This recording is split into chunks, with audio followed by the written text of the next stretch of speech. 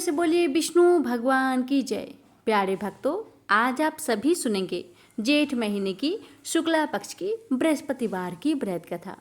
बृहस्पतिवार की व्रत करने और कथा सुनने से बृहस्पति भगवान अपने भक्तों की सभी मनोकामनाएं को पूर्ण करते हैं। तो आइए सुनते हैं बृहस्पतिवार बृहस्पति देव की व्रत कथा।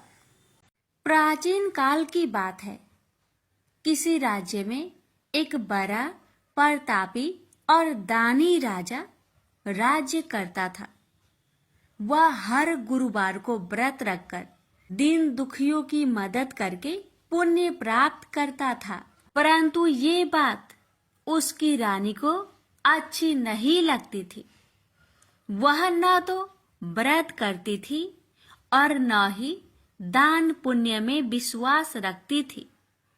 इतना ही नहीं, वह राजा को भी ऐसा करने से मना करती थी। एक समय की बात है। राजा शिकार खेलने के लिए वन में गए। घर पर रानी और दासी थी। उसी समय गुरु बृहस्पति देव साधु का रूप धारण कर राजा के दरवाजे पर भिक्षा मांगने आए। साधु ने जब रानी से भिक्षा मांगी तो वह कहने लगी, हे साधु महाराज, मैं इस दान और पुण्य से तंग आ गई हूँ। आप कोई ऐसा उपाय बताएं जिससे कि सारा धन नष्ट हो जाए और मैं आराम से रह सकूं। इतना सुनकर बृहस्पति देव ने कहा, हे देवी, तुम बड़ी विचित्र हो। संतान और धन से कोई दुखी होता है? अगर अधिक धन है तो उसे शुभ कार्यों में लगाओ, कुंवारी कन्याओं का विवाह कराओ, विद्यालय और बाग बगीचे का निर्माण कराओ, जिससे तुम्हारे दोनों लोग सुधरे। परंतु साधु की इन बातों से रानी को खुशी नहीं हुई। उसने कहा कि मुझे ऐसे धन की आवश्यकता नहीं है जिसे मैं दान दूं और जिसे संभालने में मेरा सारा समय नष्ट हो जाए। तब साधु ने कहा, अगर तुम्हारी ऐसी इच्छा है तो मैं जैसा तुम्हें बताता हूँ तुम वैसा ही करना। गुरुवार के दिन तुम घर को गोबर से लिपना, अपने बालों को पीली मिट्टी से धोना, राजा से हजामत बनाने को कहना, भोजन में मांस मदिरा का प्रयोग करना, कपड़े धोबी के यहाँ धुलने देना। इस प्रकार 7 बृहस्पतिवार करने से तुम्हारा समस्त धन नष्ट हो जाएगा। इतना कहकर साधु के रूप में बृहस्पति देव अंतर्ध्यान हो गए। साधु के अनुसार कई बातों को पूरा करते हुए रानी को केवल 3 बृहस्पतिवार ही बीते थे कि उसकी समस्त धन संपत्ति नष्ट हो गई। भोजन के लिए राजा का परिवार तरसने लगा। तब एक दिन राजा ने रानी से बोला कि हे रानी, तुम यहीं रहो, मैं दूसरे देश को जाता हूँ, क्योंकि यहाँ पर सभी लोग मुझे जानते हैं, इसलिए मैं कोई छोटा कार्य नहीं कर सकता। ऐसा कहकर राजा दूसरे देश चला गया। वहाँ वह जंगल से लकड़ी काट कर लाता और शहर में बेचता। इस तरह वह अपना जीवन व्यतीत करने लगा। इधर राजा के परदेश जाते ही रानी और दासी दुखी रहने लगी।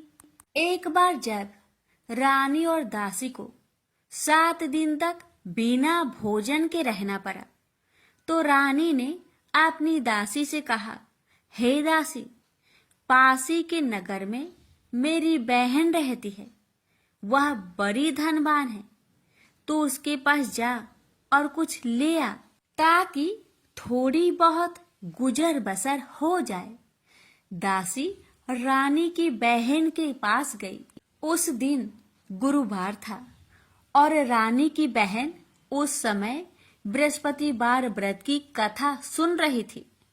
दासी ने रानी की बहन को अपनी रानी का संदेश दिया, लेकिन रानी की बड़ी बहन ने कोई उत्तर नहीं दिया। जब दासी को रानी की बहन से कोई उत्तर नहीं मिला तो वह बहुत दुखी हुई और उसे क्रोध भी आया। दासी ने वापस आकर रानी को सारी बात बता दी। ये सुनकर रानी ने अपने भाग्य को कोसा। उधर रानी की बहन ने सोचा कि मेरी बहन की दासी आई थी, परंतु मैं उससे नहीं बोली, इससे वह बहुत दुखी हुई होगी। कथा सुनकर और पूजा समाप्त करके वह अपनी बहन के घर आई और कहने लगी, हे बहन, मैं बृहस्पतिवार का व्रत कर रही थी। तुम्हारी दासी मेरे घर आई थी, परंतु जब तक कथा होती है तब तक ना तो उठते हैं और ना ही बोलते हैं, इसलिए मैं नहीं बोली।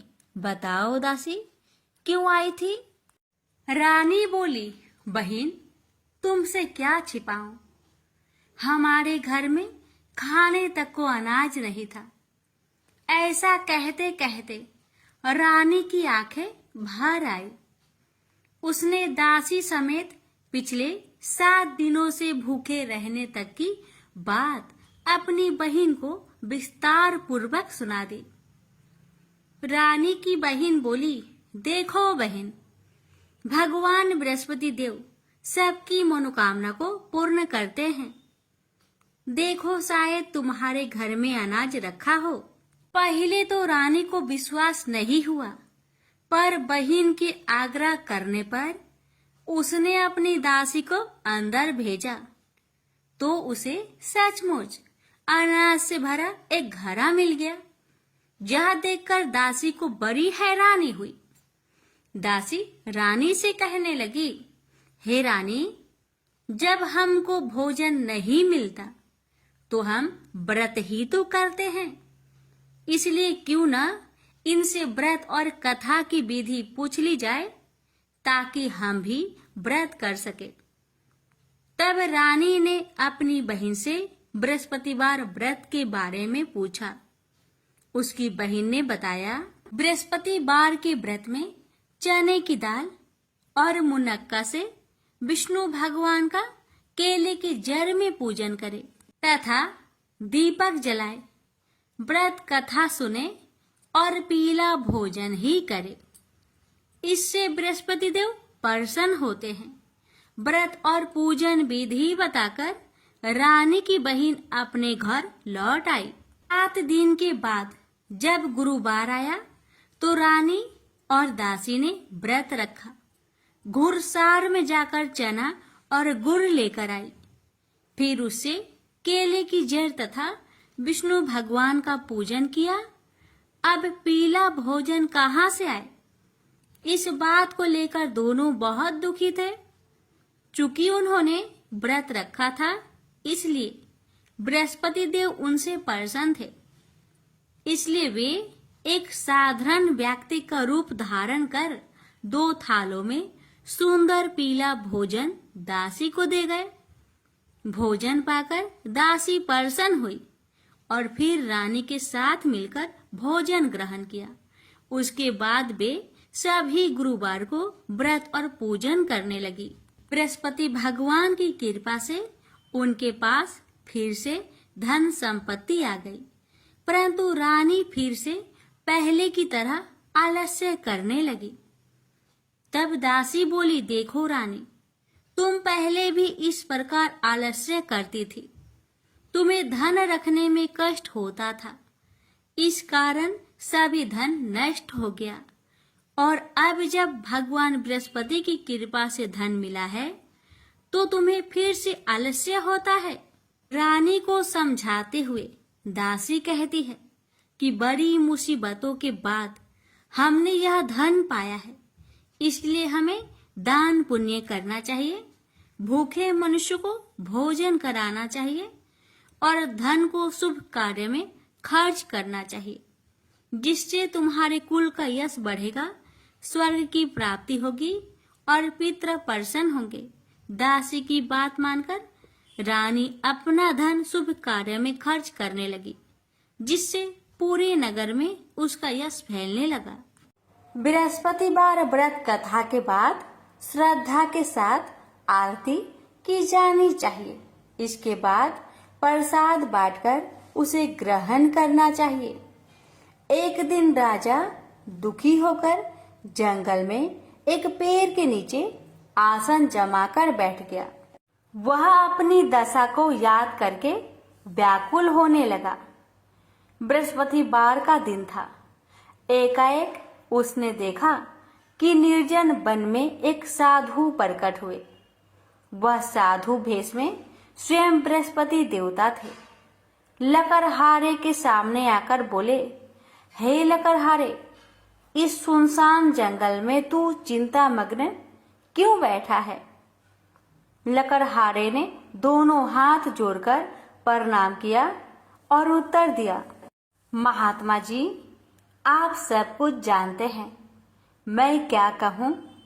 यह कहकर रोने लगा और साधु को अपनी आत्मकथा सुनाई। महात्मा जी ने कहा, तुम्हारी स्त्री ने बृहस्पति के दिन बृहस्पति भगवान का निरादर किया है, जिसके कारण रुष्ट होकर उन्होंने तुम्हारी यह दशा कर दी। अब तुम चिंता को दूर करके मेरे कहने पर चलो तो तुम्हारे सब कष्ट दूर हो जाएंगे और भगवान पहले से भी अधिक संपत्ति देंगे। तुम बृहस्पतिवार के दिन कथा किया करो। 2 पैसे के चने मुनक्का लाकर उसका प्रसाद बनाओ और शुद्ध जल से लोटे में शक्कर मिलाकर अमृत तैयार करो। कथा के पश्चात अपने सारे परिवार और सुनने वाले प्रेमियों में अमृत व प्रसाद बांटकर आप भी ग्रहण करो। ऐसा करने से भगवान तुम्हारी सब मनोकामनाएं पूरी करेंगे। साधु के ऐसे वचन सुनकर लकड़हारा बोला, हे प्रभु, मुझे लकड़ी बेचकर इतना पैसा नहीं मिलता जिससे भोजन के उपरांत कुछ बचा सकूं। मैंने रात्रि में अपने स्त्री को व्याकुल देखा है और मेरे पास कुछ भी नहीं जिससे मैं उसकी खबर मंगा सकूं। साधु ने कहा, हे लकड़हारे, तुम किसी बात की चिंता मत करो। बृहस्पति के दिन तुम रोजाना की तरह लकड़ियां लेकर शहर को जाओ। तुम्हारे रोज से दुगुना धन प्राप्त होगा, जिससे तुम भली भांति भोजन कर लोगे तथा बृहस्पति देव की पूजा का सामान भी आ जाएगा। इतना कहकर साधु अंतर्ध्यान हो गए। धीरे धीरे समय व्यतीत होने पर फिर वही बृहस्पतिवार का दिन आया। लकड़हारा जंगल से लकड़ी काटकर किसी शहर में बेचने गया। उसे उस दिन और दिन से अधिक पैसा मिला। राजा ने चना गुड़ आदि लाकर गुरुवार का व्रत किया। उस दिन से उसके सभी कलेश दूर हुए। परंतु जब दोबारा गुरुवार का दिन आया तो बृहस्पतिवार का व्रत करना भूल गया। इस कारण बृहस्पति भगवान नाराज हो गए। उस दिन उस नगर के राजा ने विशाल यज्ञ का आयोजन किया तथा शहर में यह घोषणा करा दी कि कोई भी मनुष्य अपने घर में भोजन न बनावे, न आग जलावे। समस्त जनता मेरे यहाँ भोजन करने आवे। इस आज्ञा को जो न मानेगा उसे फांसी की सजा दी जाएगी। इस तरह की घोषणा संपूर्ण नगर में करवा दी गई। राजा की आज्ञा अनुसार शहर के सभी लोग भोजन करने गए, लेकिन लकड़हारा कुछ देर से पहुंचा, इसलिए राजा उसको अपने साथ घर लिवा ले गए और ले जाकर भोजन करा रहे थे तो रानी की दृष्टि उस खूंटी पर पड़ी जिस पर उसका हार लटका हुआ था। वह वहां पर दिखाई नहीं दिया।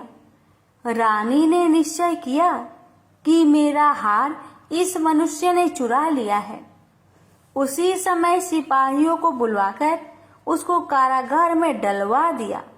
जब लकड़हारा कारागार में पड़ गया और बहुत दुखी होकर विचार करने लगा कि ना जाने कौन से पूर्व जन्म के कर्म से मुझे यह दुख प्राप्त हुआ है, और उसी साधु को याद करने लगा जो कि जंगल में मिला था।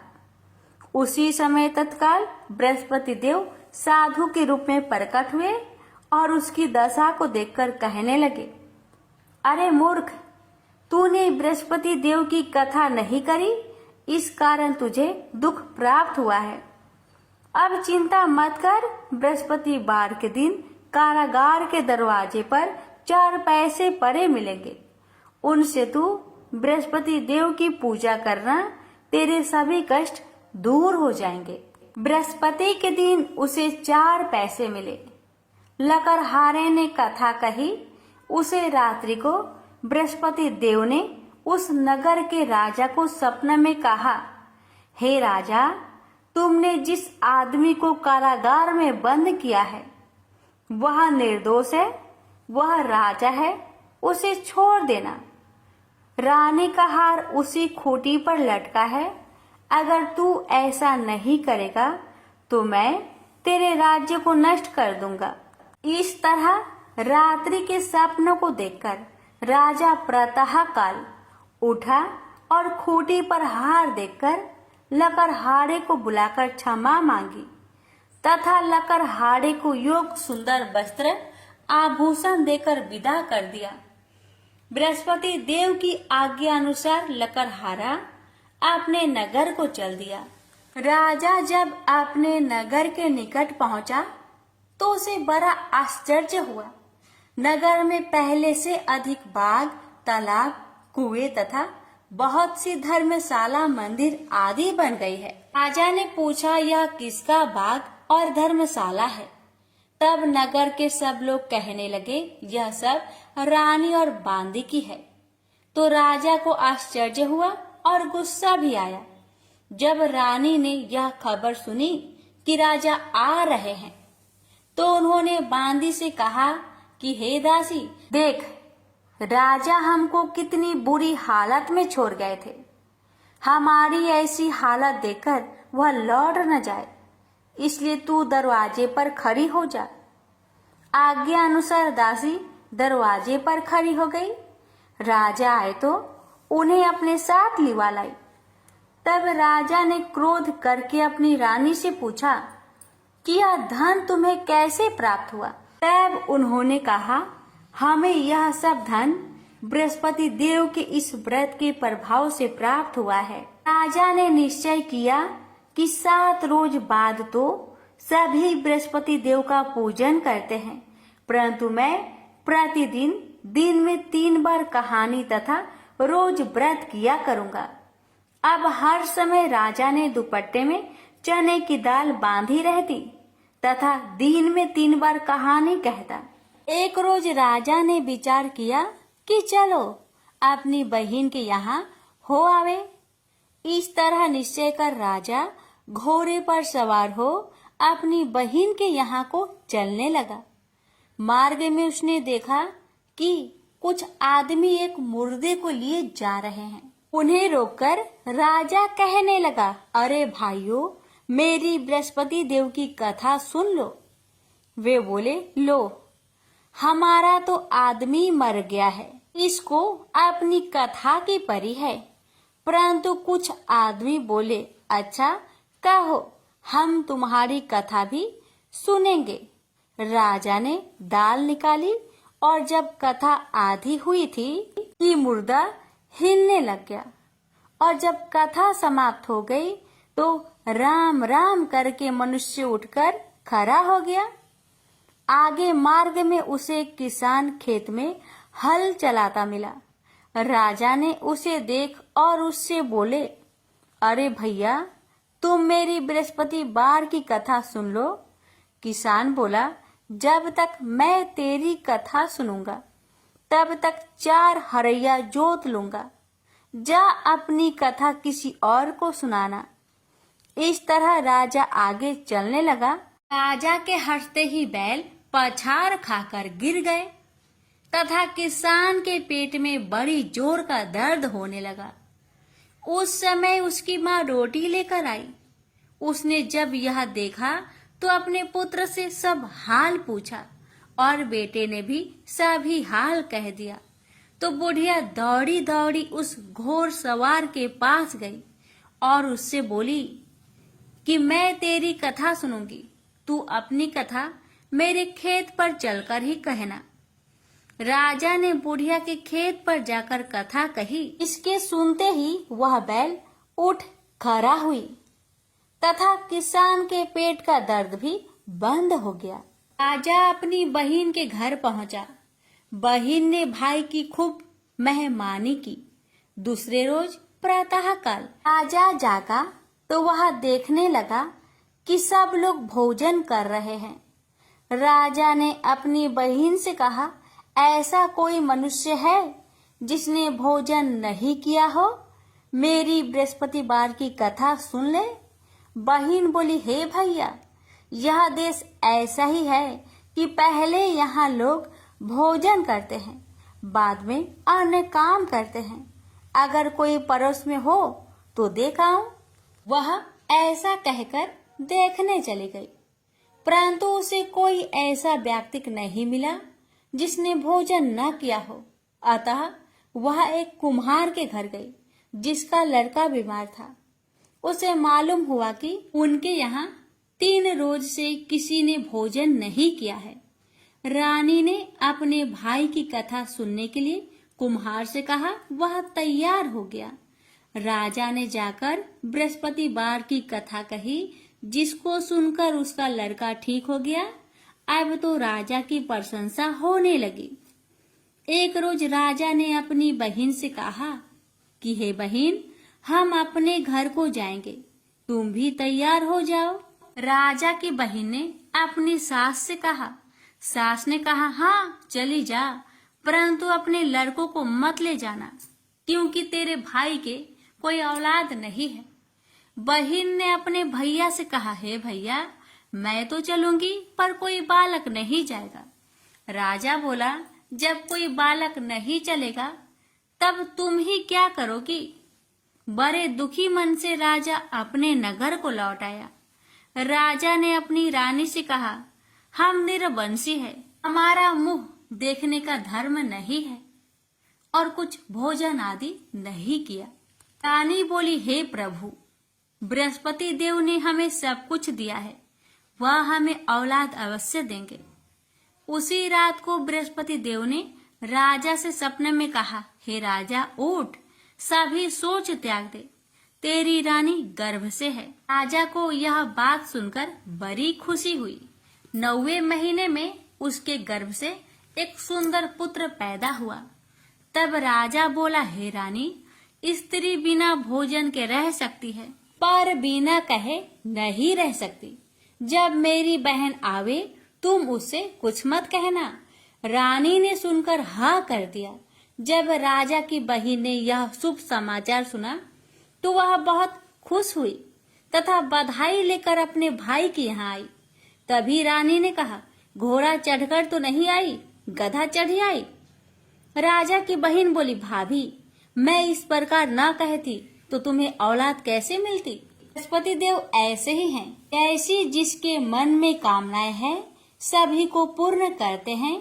जो सदा भावना पूर्वक बृहस्पतिवार का व्रत करता है एवं कथा पढ़ता अथवा सुनता है, दूसरों को सुनाता है, बृहस्पति देव उसकी सभी मनोकामना पूर्ण करते हैं। तो प्रेम से बोलिए, बृहस्पति भगवान की जय हो। कथा अच्छी लगे तो वीडियो को लाइक शेयर करें। चैनल पर पहली बार आए हैं तो चैनल को सब्सक्राइब करें। एक समय की बात है, नैमिषारण्य तीर्थ में सौनकादि 88,000 ऋषियों ने श्री सूत जी से पूछा, हे प्रभु, इस कलयुग में वेद विद्या रहित मनुष्य को प्रभु भक्ति किस प्रकार मिल सकती है तथा उनका उद्धार कैसे होगा? हे मुनि श्रेष्ठ, कोई ऐसा तप बताइए जिससे थोड़े समय में ही पुण्य मिले और मनोवांछित फल भी मिल जाए। इस प्रकार की कथा सुनने की हम इच्छा रखते हैं।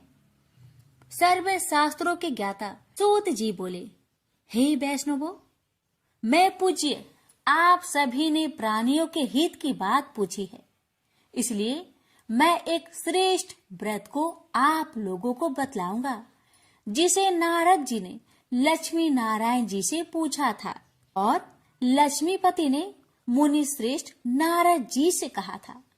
आप सब इसे ध्यान से सुनिए। एक समय की बात है, योगीराज नारद जी दूसरों के हित की इच्छा लिए अनेकों लोकों में घूमते हुए मृत्यु लोक में आ पहुंचे। यहाँ उन्होंने अनेक योनियों में जन्मे प्राय सभी मनुष्यों को अपने कर्मों द्वारा अनेकों दुख से पीड़ित देखा।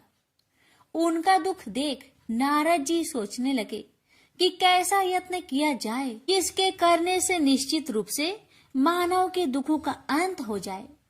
इसी विचार पर मनन करते हुए वह विष्णु लोक में गए। वह देवों के इस भगवान नारायण की स्तुति करने लगे, जिनके हाथों में शंख, चक्र, गदा और पद्म थे, गले में वरमाला पहने हुए थे। स्तुति करते हुए नारद जी बोले, हे भगवान, आप अत्यंत शक्ति से संपन्न हैं। मन तथा वाणी भी आपको नहीं पा सकती है।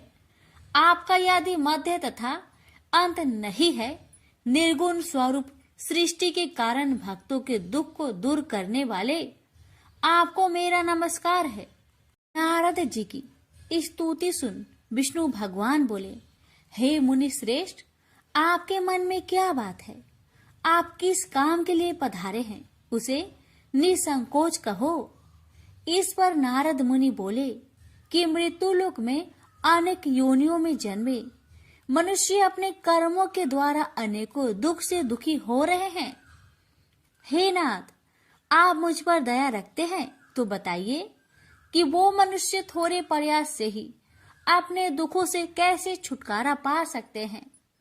श्री हरि बोले, हे नारद, मनुष्य की भलाई के लिए तुमने बहुत ही अच्छी बात पूछी है, जिसके करने से मनुष्य मोह से छूट जाता है।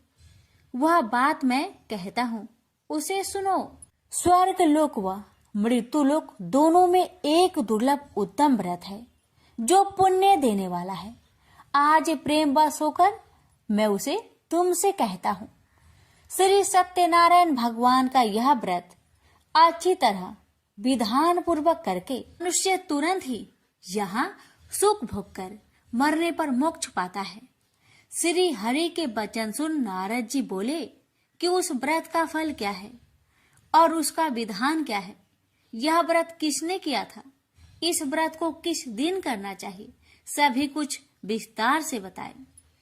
नारद की बात सुनकर श्री हरि बोले, दुख व शोक को दूर करने वाला यह व्रत सभी स्थानों पर विजय दिलाने वाला है। मानव को भक्ति व श्रद्धा के साथ शाम को श्री सत्यनारायण की पूजा धर्म परायण होकर ब्राह्मणों व बंधुओं के साथ करनी चाहिए। भक्ति भाव से ही नैवेद्य केले का फल, घी, दूध और गेहूं का आटा सवाया ले। गेहूं के स्थान पर साठी का आटा, शक्कर तथा गुड़ लेकर वह सभी भक्षण योग्य पदार्थों को मिलाकर भगवान का भोग लगाए। ब्राह्मणों सहित बंधु बांधवों को भी भोजन कराए। उसके बाद स्वयं भोजन करे और भजन कीर्तन के साथ भगवान की भक्ति में लीन हो जाए। इस तरह से सत्यनारायण भगवान का यह व्रत करने पर मनुष्य की सारी इच्छाएं निश्चित रूप से ही पूरी होती है। इस कली काल अर्थात कलयुग में मृत्यु लोक में मोक्ष का यही एक सरल उपाय है। इति श्री सत्यनारायण व्रत कथा प्रथम अध्याय संपूर्ण। श्रीमन नारायण नारायण नारायण, भज मन नारायण नारायण नारायण। श्री सत्यनारायण भगवान की जय। सूत जी बोले, हे ऋषियों, जिसने पहले समय में इस व्रत को किया था उसका इतिहास कहता हूँ, ध्यान से सुनो। सुंदर काशीपुरी नगरी में एक अत्यंत निर्धन ब्राह्मण रहता था। भूख प्यास से परेशान हुआ धरती पर घूमता रहता था। ब्राह्मणों से प्रेम करने वाले भगवान ने एक दिन ब्राह्मण का भेष धारण कर उसके पास जाकर पूछा, हे ब्रीप, नित्य दुखी होकर तुम पृथ्वी पर क्यों घूमते हो? दीन ब्राह्मण बोला, मैं निर्धन ब्राह्मण हूँ, भिक्षा के लिए धरती पर घूमता हूँ। हे भगवान, यदि आप इसका कोई उपाय जानते हो तो बताइए। वृद्ध ब्राह्मण कहता है कि सत्यनारायण भगवान मनोवांछित फल देने वाले हैं, इसलिए तुम उनका पूजन करो। इसे करने से मनुष्य सभी दुखों से मुक्त हो जाता है। वृद्ध ब्राह्मण बनकर आए सत्यनारायण भगवान उस निर्धन ब्राह्मण को व्रत का सारा विधान बताकर अंतर्ध्यान हो गए। ब्राह्मण मन ही मन सोचने लगा कि जिस व्रत को वृद्ध ब्राह्मण करने को कह गया है, मैं उसे जरूर करूंगा। यह निश्चय करने के बाद उसे रात में नींद नहीं आई। वह सवेरे उठकर सत्यनारायण भगवान के व्रत का निश्चय कर भिक्षा के लिए चला गया। उस दिन निर्धन ब्राह्मण को भिक्षा में बहुत धन मिला, जिससे उसने बंधु बांधवों के साथ मिलकर श्री सत्यनारायण भगवान का व्रत संपन्न किया। भगवान सत्यनारायण का व्रत संपन्न करने के बाद वह निर्धन ब्राह्मण सभी दुखों से छूट गया और अनेक प्रकार की संपत्तियों से युक्त हो गया। उसी समय से यह ब्राह्मण हर माह इस व्रत को करने लगा। इस तरह से सत्यनारायण भगवान के व्रत को जो भी मनुष्य करेगा वह सभी प्रकार के पापों से छूटकर मोक्ष को प्राप्त होगा। जो मनुष्य इस व्रत को करेगा वह भी सभी दुखों से मुक्त हो जाएगा। सूत जी बोले कि इस तरह से नारद जी से नारायण जी का कहा हुआ श्री सत्यनारायण व्रत को मैंने तुमसे कहा। हे वृपो, मैं अब और क्या कहूँ? ऋषि बोले, हे मुनिवर, संसार में उस व्रीप से सुनकर और किस किस ने इस व्रत को किया, हम सब इस बात को सुनना चाहते हैं। इसके लिए हमारे मन में श्रद्धा का भाव है। सूत जी बोले, हे मुनियों, जिसने इस व्रत को किया है वह सब सुनो। एक समय वही व्रीप धन व ऐश्वर्य के अनुसार अपने बंधु बांधवों के साथ इस व्रत को करने को तैयार हुआ। उसी समय एक लकड़ी बेचने वाला बूढ़ा आदमी आया और लकड़ियां बाहर रखकर अंदर ब्राह्मण के घर में गया। प्यास से दुखी हुआ लकड़हारा उनको व्रत करते देख व्रीप को नमस्कार कर पूछने लगा कि आप यह क्या कर रहे हैं तथा इसे करने से क्या फल मिलेगा, कृपया मुझे भी बताइए। ब्राह्मण ने कहा कि सब मनोकामनाओं को पूरा करने वाला यह सत्यनारायण भगवान का व्रत है। इनकी कृपा से ही मेरे घर में धन्य धान्य आदि की वृद्धि हुई है। व्रीप से सत्यनारायण व्रत के कथा के बारे में जानकर लकड़हारा बहुत प्रसन्न हुआ। चरणामृत लेकर वह प्रसाद खाने के बाद वह अपने घर गया। लकड़हारे ने अपने मन में संकल्प किया कि आज लकड़ी बेचने से जो धन मिलेगा उसी से श्री सत्यनारायण भगवान का उत्तम व्रत करूंगा। मन में इस विचार को ले बूढ़ा आदमी सिर पर लकड़ियां रख उस नगर में बेचने गया जहां धनी लोग ज्यादा रहते थे। उस नगर में उसे अपनी लकड़ियों का दाम पहले से 4 गुना अधिक मिलता है। बूढ़ा प्रसन्नता के साथ दाम लेकर केले, शक्कर, घी, दूध, दही और गेहूं का आटा ले और सत्यनारायण भगवान की व्रत की अन्य सामग्रियां लेकर अपने घर गया। वहां उसने अपने बंधु बांधवों को बुलाकर विधि विधान से सत्यनारायण भगवान का पूजन और व्रत किया। इस व्रत के प्रभाव से वह बूढ़ा लकड़हारा धन पुत्र आदि से युक्त होकर संसार के समस्त सुख भोग अंत काल में वैकुंठ धाम को चला गया। इति श्री सत्यनारायण व्रत कथा 2 अध्याय संपूर्ण। श्रीमन नारायणे नारायणे नारायणे भज मन नारायणे नारायणे नारायणे। श्री सत्यनारायण भगवान की जय। सूत जी बोले, हे श्रेष्ठ मुनियों, अब आगे की कथा कहता हूँ। पहले समय में उल्कामुख नाम का एक बुद्धिमान राजा था। वह सत्य वक्ता और जितेंद्रिय था। प्रतिदिन देव स्थानों पर जाता और निर्धनों को धन देकर उनके कष्ट दूर करता था। उसकी पत्नी कमल के समान मुख वाली तथा सती साध्वी थी। भद्रशिला नदी के तट पर उन दोनों ने श्री सत्यनारायण भगवान का व्रत किया। उसी समय साधु नाम का एक वैश्य आया। उसके पास व्यापार करने के लिए बहुत सा धन भी था। राजा को व्रत करते देखकर वह विनय के साथ पूछने लगा, हे राजन, भक्ति भाव से पूर्ण होकर आप यह क्या कर रहे हैं? मैं सुनने की इच्छा रखता हूँ, तो आप मुझे बताए।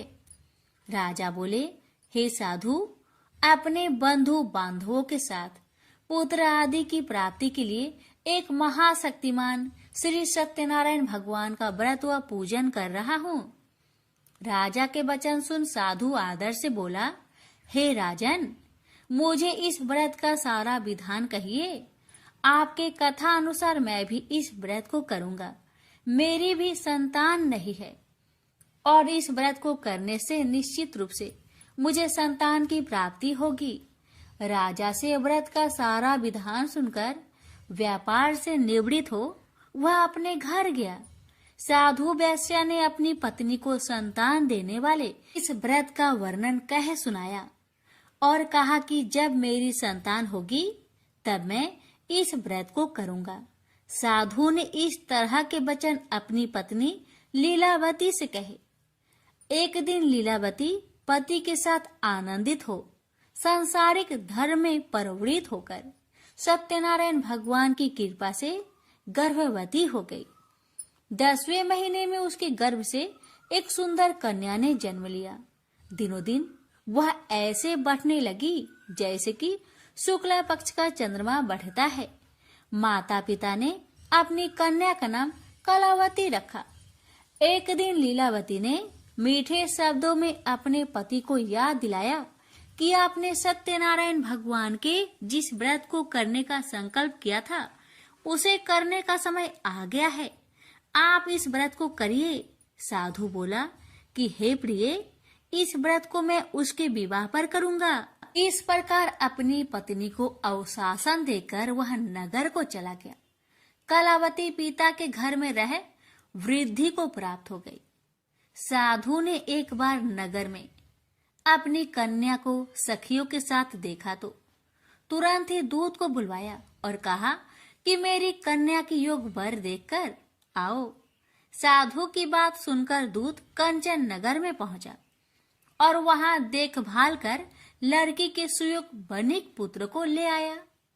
सुयोग लड़के को देख साधु ने बंधु बांधवों को बुलाकर अपनी पुत्री का विवाह कर दिया। लेकिन दुर्भाग्य की बात ये कि साधु ने अभी भी श्री सत्यनारायण भगवान का व्रत नहीं किया। इस पर श्री भगवान क्रोधित हो गए और श्राप दिया कि साधु को अत्यधिक दुख मिले। अपने कार्य में कुशल साधु बनिया जमाई को लेकर समुद्र के पास स्थित होकर रत्नासारपुर नगर में गया। वहां जाकर दामाद ससुर दोनों मिलकर चंद्रकेतु राजा के नगर में व्यापार करने लगे। एक दिन भगवान सत्यनारायण की माया से एक चोर राजा का धन चुराकर भाग रहा था। उसने राजा के सिपाहियों को अपना पीछा करते देख चुराया हुआ धन वहां रख दिया जहां साधु अपने जमाई के साथ ठहरा हुआ था। राजा के सिपाहियों ने साधु वैश्य के पास राजा का धन पड़ा देखा तो वह ससुर जमाई दोनों को बांधकर प्रसन्नता से राजा के पास ले गए और कहा कि उन दोनों चोरों को हम पकड़ लाए हैं, आप आगे की कार्यवाही की आज्ञा दे। राजा की आज्ञा से उन दोनों को कठिन कारावास में डाल दिया गया और उनका सारा धन भी उनसे छीन लिया गया। श्री सत्यनारायण भगवान के शराप से साधु की पत्नी भी बहुत दुखी हुई। घर में जो धन रखा था उसे चोर चुरा ले गए। शारीरिक तथा मानसिक पीड़ा व भूख प्यास से अति दुखी हो अन्न की चिंता में कालावती के ब्राह्मण के घर गई। वहां उसने श्री सत्यनारायण भगवान का व्रत होते देखा। फिर कथा भी सुनी। वह प्रसाद ग्रहण कर वह रात को घर वापस आई। माता ने कलावती से पूछा कि हे पुत्री, अब तक तुम कहाँ थी? तेरे मन में क्या है?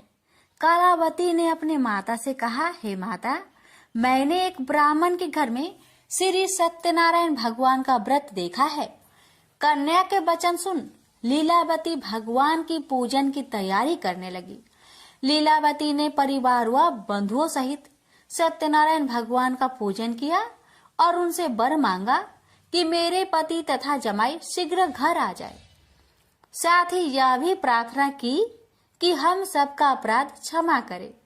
श्री सत्यनारायण भगवान इस व्रत से संतुष्ट हो गए और राजा चंद्रकेतु को सपने में दर्शन दे कहा कि हे राजन, तुम उन दोनों वेश्या को छोड़ दो और तुमने उनका जो धन लिया है उसे वापस कर दो। अगर ऐसा नहीं किया तो मैं तुम्हारा धन, राज्य व संतान सभी को नष्ट कर दूंगा। राजा को यह सब कहकर वह अंतर्ध्यान हो गए। अतः काल सभा में राजा ने अपना सपना सुनाया। फिर बोले कि बानिक पुत्र को कैद से मुक्त कर सभा में लाओ। दोनों ने आते ही राजा को प्रणाम किया। राजा मीठी बानी से बोला, हे महानुभावों, भाग्यवश ऐसा कठिन दुख तुम्हें प्राप्त हुआ है, लेकिन अब तुम्हें कोई भय नहीं है। ऐसा कह राजा ने उन दोनों को नए वस्त्र भूषण भी पहनाए और जितना धन उनका लिया था उससे 2 गुना धन वापस कर दिया। दोनों वेश्या अपने घर को चल दिए। श्री सत्यनारायण व्रत कथा का 3रा अध्याय संपूर्ण। श्रीमन नारायण नारायण नारायण, भज मन नारायण नारायण नारायण। श्री सत्यनारायण भगवान की जय। सूत जी बोले, वेश्या ने मंगलाचार कर अपनी यात्रा आरंभ की और अपने नगर की ओर चल दिया। उसके थोड़ी दूर जाने पर एक दंड वेशधारी श्री सत्यनारायण ने उनसे पूछा, हे साधु, तेरी नाव में क्या है? अभिमानी बानिक हंसता हुआ बोला, हे दंडी, आप क्यों पूछते हो? क्या धन लेने की इच्छा है? मेरी नाव में तो बेल व पत्ते भरे हुए हैं। वैश्या के कठोर वचन सुन भगवान बोले, तुम्हारा वचन सत्य हो। दंडी ऐसे वचन कह वहां से दूर चले गए। कुछ दूर जाकर समुद्र के किनारे बैठ गए। दंडी के जाने के बाद साधु वैश्या ने नित्य क्रिया के पश्चात नाव को ऊंची उठते देखकर अचंभा माना और नाव में बेल पत्ते आदि देख वह मूर्छित हो जमीन पर गिर पड़ा। मूर्छा खोलने पर वह अत्यंत शोक में डूब गया। तब उसका दामाद बोला कि आप शोक न मनाए, यह दंडी का श्राप है, इसलिए हमें उनकी शरण में जाना चाहिए, तभी हमारी मनोकामना पूरी होगी। दामाद की बात सुनकर वह दंडी के पास पहुंचा और अत्यंत भक्ति भाव नमस्कार करके बोला, मैंने आपसे जो असत्य वचन कहे थे उनके लिए मुझे क्षमा दे। ऐसा कह कहकर महान शोकातुर हो रोने लगा। दंडी भगवान बोले, हे बानिक पुत्र, मेरी आज्ञा से बार बार तुम्हें दुख प्राप्त हुआ है, तू मेरी पूजा से विमुख हुआ। साधु बोला, हे भगवान, आपकी माया से ब्रह्मा आदि देवता भी आपके रूप को नहीं जानते, तब मैं अज्ञानी कैसे जान सकता हूँ? आप प्रसन्न होइए, अब मैं सामर्थ्य के अनुसार आपकी पूजा करूंगा। मेरी रक्षा करो और पहले के समान नौका में धन भर दो। साधु वैश्य के भक्ति पूर्वक वचन सुनकर भगवान प्रसन्न हो गए और उसकी इच्छा अनुसार वरदान देकर अंतर्ध्यान हो गए। ससुर जमाई जब नाव पर आए तो नाव धन से भरी हुई थी। फिर वही अपने अन्य साथियों के साथ सत्यनारायण भगवान का पूजन कर अपने नगर को चल दिए। जब नगर के नजदीक पहुंचे तो दूत को घर पर खबर करने के लिए भेज दिया। दूत साधु की पत्नी को प्रणाम कर कहता है कि मालिक अपने दामाद सहित नगर के निकट आ गए हैं। दूत की बात सुन साधु की पत्नी लीलावती ने बड़े हर्ष के साथ सत्यनारायण भगवान का पूजन कर अपनी पुत्री कलावती से कहा कि मैं अपने पति के दर्शन को जाती हूँ, तो कार्य पूर्ण कर शीघ्र आ जाना। माता के ऐसे वचन सुन कलावती जल्दी में प्रसाद छोड़ अपने पति के पास चली गई। प्रसाद की अवज्ञा के कारण श्री सत्यनारायण भगवान रुष्ट हो गए और नाव सहित उसके पति को पानी में डुबो दिए। कलावती अपने पति को वहां ना पाकर रोती हुई जमीन पर गिर गई। नौका को डूबा हुआ देख वह कन्या को रोता देख साधु दुखी होकर बोला कि हे प्रभु, मुझसे तथा मेरे परिवार से जो भूल हुई है उसे क्षमा करे। साधु के दीन वचन सुनकर श्री सत्यनारायण भगवान प्रसन्न हो गए और आकाशवाणी हुई, हे साधु, तेरी कन्या मेरे प्रसाद को छोड़कर आई है, इसलिए उसका पति अदृश्य हो गया है। यदि वह घर जाकर प्रसाद खाकर लौटती है तो इसे उसका पति अवश्य मिलेगा। ऐसी आकाशवाणी सुन कलावती घर पहुंचकर प्रसाद खाती है और फिर आकर अपने पति के दर्शन करती है। उसके बाद साधु अपने बंधु बांधवों सहित श्री सत्यनारायण भगवान का विधि विधान से पूजन करता है। इस लोक का सुख भोग वह अंत में स्वर्ग जाता है। इति श्री सत्यनारायण व्रत कथा चतुर्थ अध्याय संपूर्ण। श्रीमन नारायणे नारायणे नारायणे भज मन नारायणे नारायणे नारायण। श्री सत्यनारायण भगवान की जय। श्री सूत जी बोले, हे ऋषियों, मैं और भी एक कथा सुनाता हूँ, उसे भी ध्यान पूर्वक सुनो। प्रजा पालन में लीन तुंगध्वज नाम का एक राजा था। उसने भी भगवान का प्रसाद त्याग कर बहुत ही दुख प्राप्त किया। एक बार वन में जाकर वन्य पशुओं को मारकर वह बर के पेड़ के नीचे आया। वहां उसने ग्वालों को भक्ति भाव से अपने बंधुओं सहित सत्यनारायण भगवान का पूजन करते देखा। अभिमान बस राजा ने उन्हें देखकर भी पूजा स्थान में नहीं गया, न ही उसने भगवान को नमस्कार किया। ग्वालों ने राजा को प्रसाद दिया, लेकिन उसने वह प्रसाद नहीं खाया और प्रसाद को वहीं छोड़कर वह अपने नगर को चला गया। जब वह नगर में पहुंचा तो वहां सब कुछ तहस नहस हुआ पाया, तो वह शीघ्र ही समझ गया कि यह सब भगवान ने ही किया है। वह दोबारा ग्वालों के पास पहुंचा और विधि पूर्वक पूजा कर प्रसाद खाया, तो श्री सत्यनारायण भगवान की कृपा से सब कुछ पहले जैसा हो गया। दीर्घ काल तक सुख भोगने के बाद मरोना उपरांत उसे स्वर्ग लोक की प्राप्ति हुई। तो मनुष्य परम दुर्लभ इस व्रत को करेगा तो भगवान सत्यनारायण की अनुकंपा से उसे धन्य धान्य की प्राप्ति होगी। निर्धन धनी हो जाता है और भय मुक्त हो जीवन जीता है। संतानहीन मनुष्य को संतान सुख मिलता है और सारे मनोरथ पूर्ण होने पर मानव अंत काल में वैकुंठ धाम को जाता है। सूत जी बोले, जिन्होंने पहले इस व्रत को किया है, अब उनके दूसरे जन्म की कथा कहता हूँ। वृद्ध संतानंद ब्राह्मण ने सुदामा का जन्म लेकर मोक्ष की प्राप्ति की। लकरहारे ने अगले जन्म में निषाद बनकर मोक्ष प्राप्त किया। उल्कामुख नाम का राजा दशरथ होकर बैकुंठ को गए। साधु नाम के वैश्य ने मोरध्वज बनकर अपने पुत्र को आरे से चीरकर मोक्ष पाया। महाराज तुंगध्वज ने स्वयंभू होकर भगवान में भक्ति युक्त हो कर्म कर मोक्ष पाया। श्री सत्यनारायण व्रत कथा का 5वां अध्याय संपूर्ण हुआ। श्रीमन नारायण नारायण नारायण भज मन नारायण नारायण नारायण। श्री सत्यनारायण भगवान की जय।